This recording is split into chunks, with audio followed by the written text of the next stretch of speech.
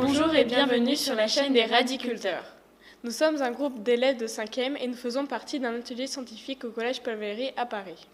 Sur cette chaîne, nous vous présenterons régulièrement les étapes de notre projet que nous avons nommé Radiculteurs, les as de l'agriculture et de la météorologie. Dans cette troisième vidéo, nous allons vous présenter le compte-rendu de notre troisième séance de travail. À la fin de la dernière séance, nous nous sommes demandé quel nom donner à notre projet. Pendant les jours qui ont suivi, nous avons chacun de notre côté réfléchi à des idées de nom. Il fallait si possible que le nom soit en rapport avec les trois thématiques de notre projet: l'agriculture, la météorologie et le développement durable. Au début de la troisième séance, nous nous avons proposé les idées de noms suivantes. Radiculteurs, les as de l'agriculture et de la météorologie, Radi-Météo, les radiculteurs météorologues. Après un vote, nous avons choisi Radiculteurs, mais nous avons gardé comme sous-titre les as de l'agriculture et de la météorologie. Nous avons ensuite repris notre réflexion sur notre projet. Pour répondre à la problématique, comment la météorologie peut-elle nous aider à produire des aliments tout en respectant les objectifs d'un développement durable, nous avons choisi de construire un potager. Dans ce potager, nous cultiverons des radis de 18 jours. Nous devrons connaître les besoins en eau de ces radis. Grâce aux données de la météorologie, nous pourrons connaître la quantité d'eau tombée et donc la quantité d'eau que les radis ont déjà reçue.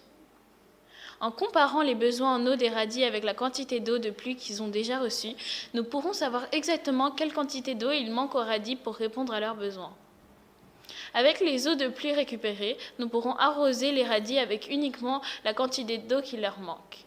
Avant de construire notre potager, nous devons donc savoir quels sont les besoins en eau des radis de 18 jours. Pour répondre à cette question, nous allons réaliser une expérience. Nous avons donc discuté de l'expérience que nous pourrons réaliser. Certains élèves ont proposé d'arroser 2 pots avec des quantités d'eau différentes, puis de comparer les radis obtenus. On noterait alors la quantité d'eau reçue pour le pot avec les meilleurs résultats, et on recommencerait l'expérience en comparant cette quantité d'eau à une autre quantité, et ainsi de suite jusqu'à trouver la quantité d'eau parfaite. Le problème avec cette idée, c'est qu'elle risque de prendre beaucoup de temps.